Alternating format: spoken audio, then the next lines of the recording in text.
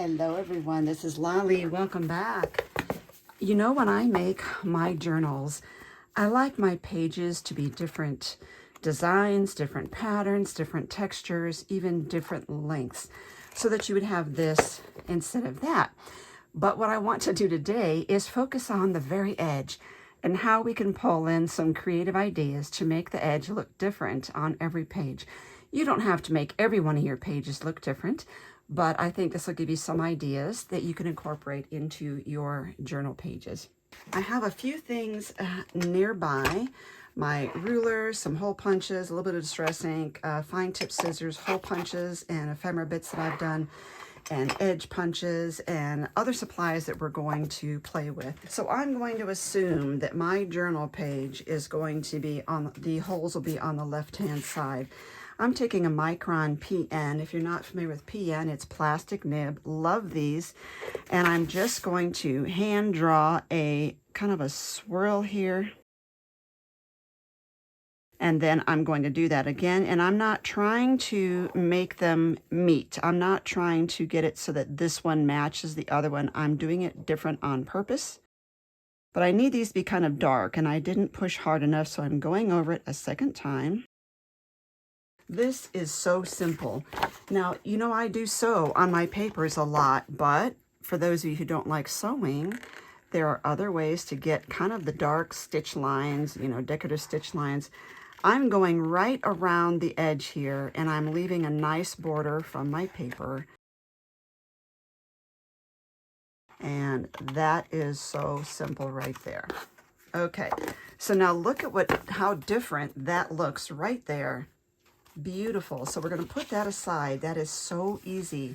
Okay, the next thing I want to look at is, I did this in one of my videos recently on how to set the perfect eyelets.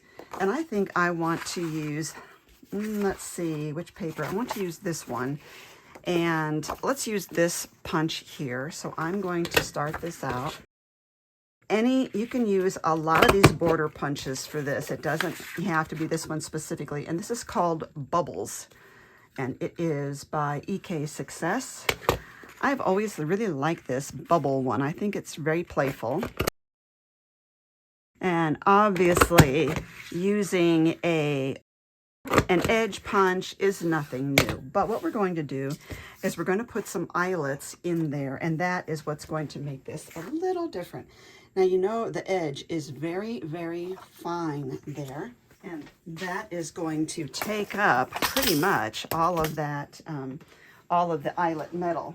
If you are intimidated by eyelets, make sure you look underneath this video, because I'm going to give you a link to my video on how to set perfect eyelets. I have my crocodile set the way I want it, and I'm just going to grab some random colors here that kind of go with the theme or the color scheme of my particular project here. I'm just popping one down in there and snap. And it just fits in there so beautifully. Let's pull in a yellow, because I know we have yellows in this project. I just love the look of eyelets and the paper edges together. I think this is so pretty.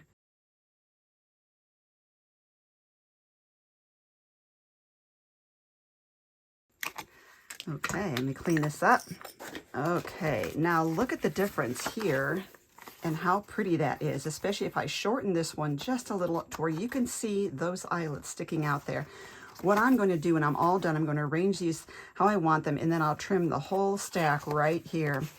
Another thing that I love working with now is using fabric. And so this is actually a sample, like an upholstery sample that I got a swatch book from the thrift store. So now I could make it thinner, you know, narrower, but I kind of like this wide look. And I kind of peeled the papers off. I folded it in half and pressed it. Now I can fold it in half perfectly and use my Fabri-Tac. I can sew it. I can leave it out a little bit so that the edge is more floppy. It's however you want to do yours. And I really do like the look here of that fabric there. Now I could glue it here and here and leave it as a pocket. That's another possibility. So let's get the Fabri-Tac, and this is what I'm using. I have these bottles in my shop. They are wonderful because it gets you a nice precision tip, and it is so easy to squeeze. So let's get this down, the glue down here. And I think what I'll do, I'm going to glue the back completely on, and then I'll think about doing the front as a pocket. I'm going to put a line right across here, push that in. There we go.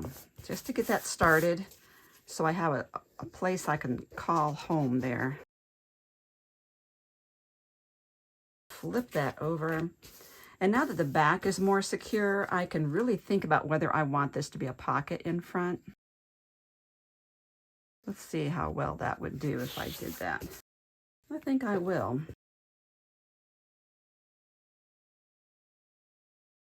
Okay, and then we'll trim the excess off of that. Okay, now that is a pocket. If I don't like it later on, I can go back and put some more adhesive in there. So now let's look at what we have here. You see how that's progressing, and we have so much interest going on.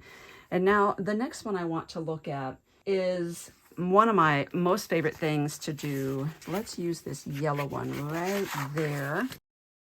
I collect ephemera. I collect cut-aparts from the set. I use little scraps of paper. I use hole punches. I think I'm going to save that. Die cuts and more hole punches. And I just create a border that's very uneven. So this circle is going to stick out. This one will stick out. And then I will just start using, I'll use my paper glue here. I'm using Barely Art. Let's get this shut in the meantime. I got the Barely Art glue, and I'm going to be adding these pieces and layering. I think that the yellows are kind of getting lost in the shuffle here. We'll cover that up right there. You see how the border is going to be completely irregular here. Let's put this button, that's going to get lost. Let's put the button there. I've got this butterfly heart right there. It could even go up off the top as well. I've got that teacup, and I love the phone. Let's see, right about there is a good selection. Now, when I'm doing this, normally what I'm doing is I'm feeding it into the sewing machine and feeding pieces of these papers on top and underneath each other, so I stitch all the way across. But you don't have to use a sewing machine, so I'm just going to show. Leave that out. Let's turn this at an angle a little bit. That way it gives us that nice point sticking out there. And this is a hole punch. And the phone is a die. And then the ones on top.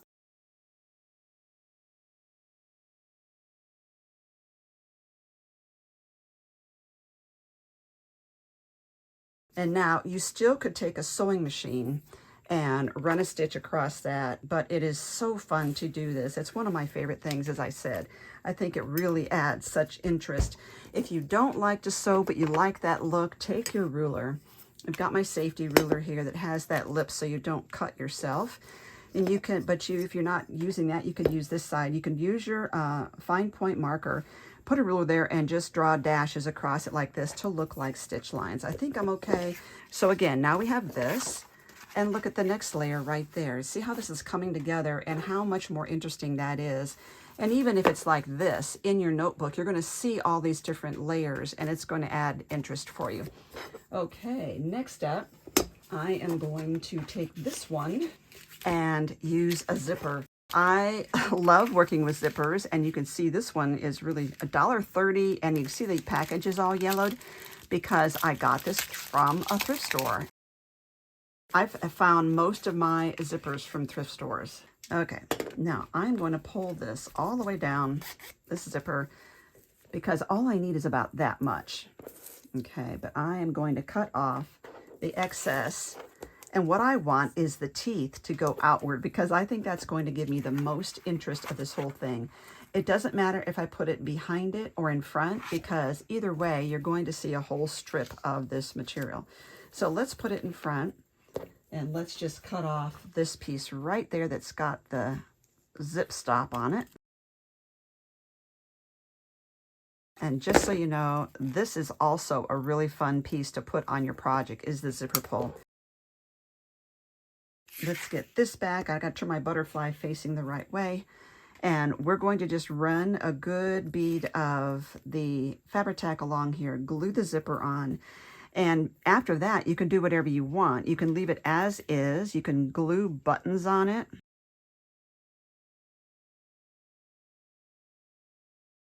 I want to get it even here. Now we can cut off that excess. Don't use your paper scissors for cutting through this zipper. It's a surprising element to add to your project. I mean, you really don't expect to see a zipper floating around there, but I love the way the teeth give it extra dimension there. Perfect. The next thing I want to do is I have cut this, which I adore, to go right there, sort of like a handle coming off the page. If you like really good stability, you would want to make 2 of these and then put them back to back. Let me show you how I made this real quick. This is these are 6-inch square papers. This is actually only 5 inches long.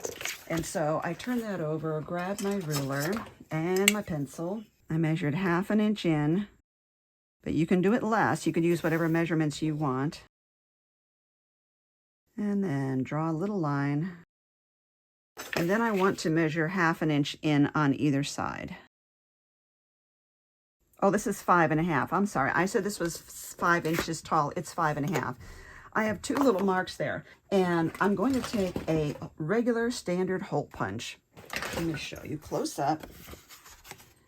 I'm going to line it up right there. Okay, I hope you can see that. And that is so that the line is in the middle of the hole and it lines up.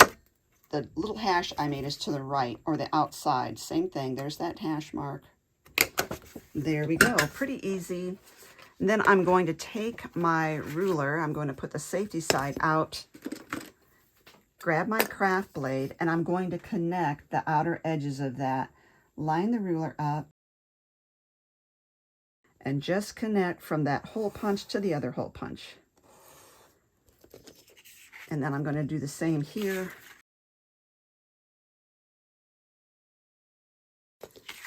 Punch that out. Now all you need is a little corner rounder, and I'm using the small corner on this. There's got small, medium, and large.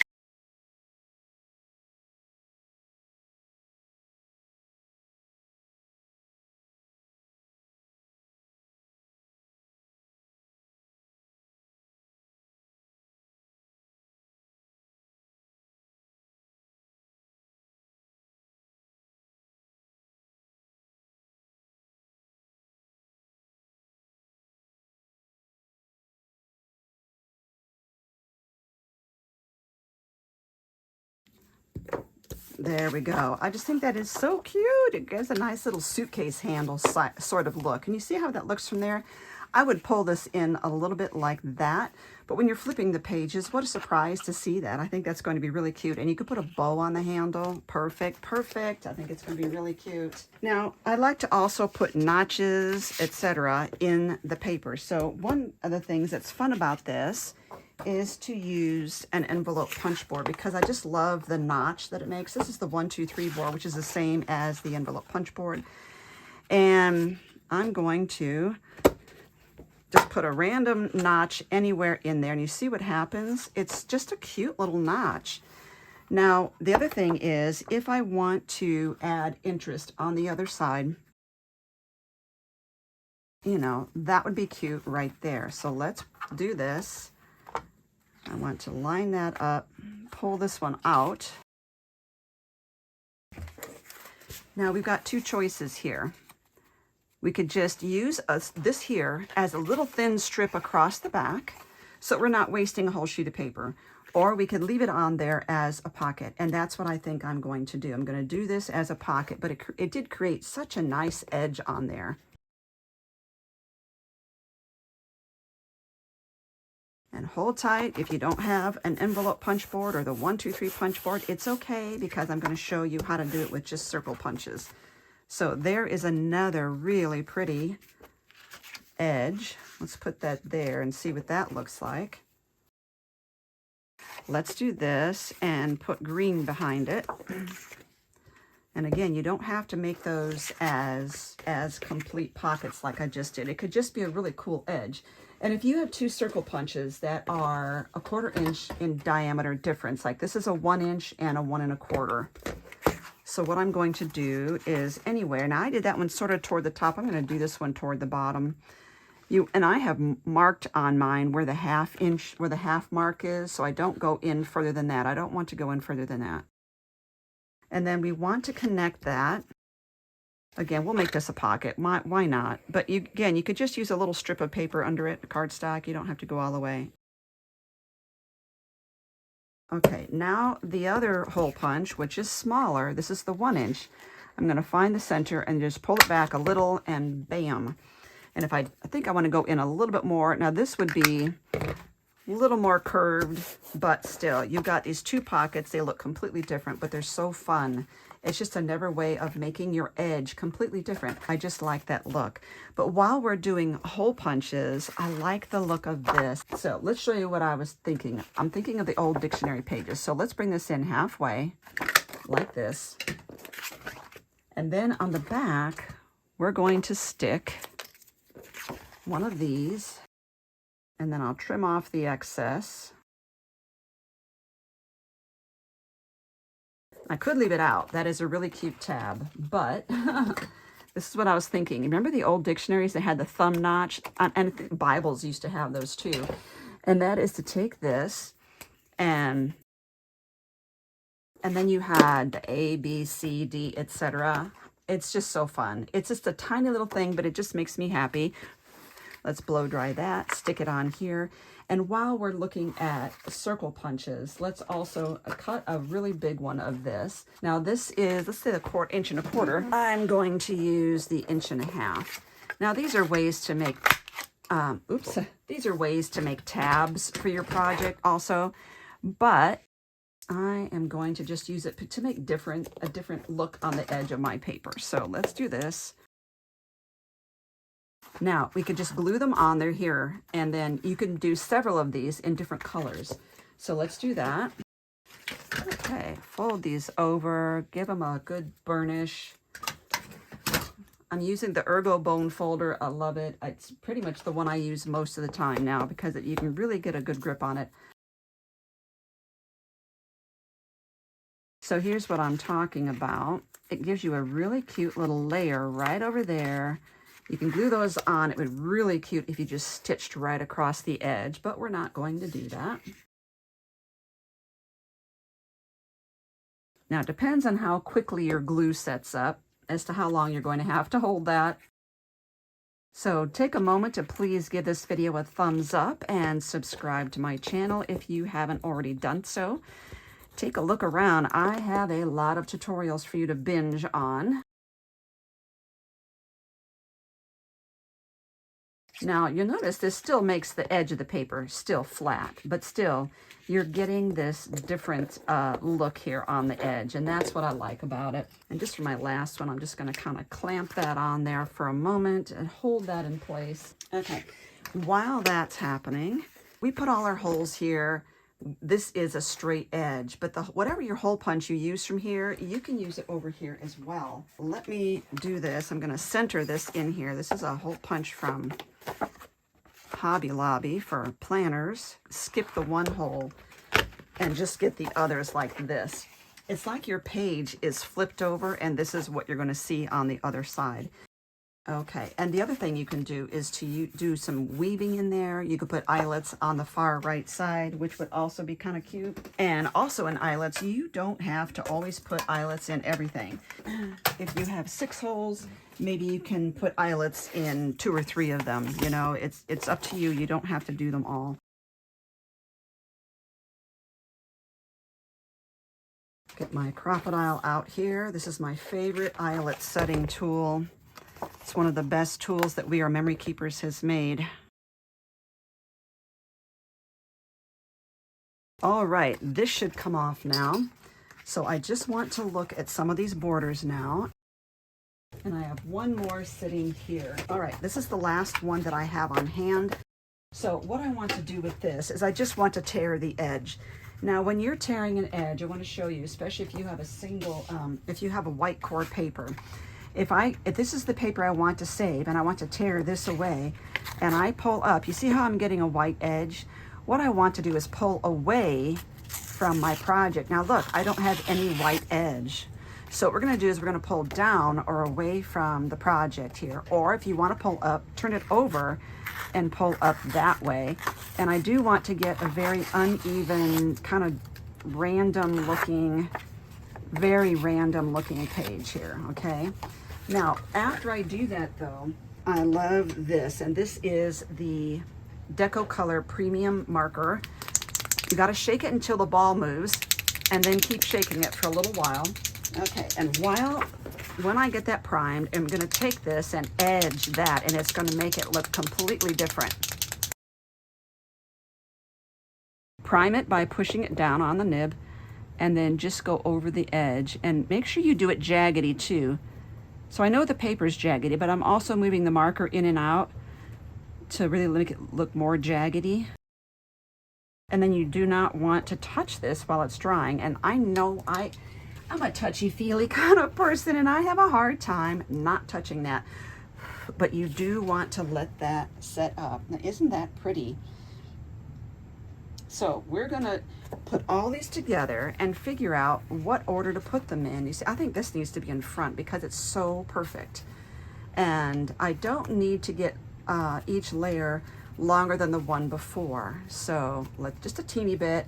I do want these to kind of show a little bit. I don't know, maybe not. Right there. I'm just doing it a little bit so each page is a little bit sticking out farther than the one before it. Just like that. Let's get that suitcase handle in there. I think the suitcase handle can go.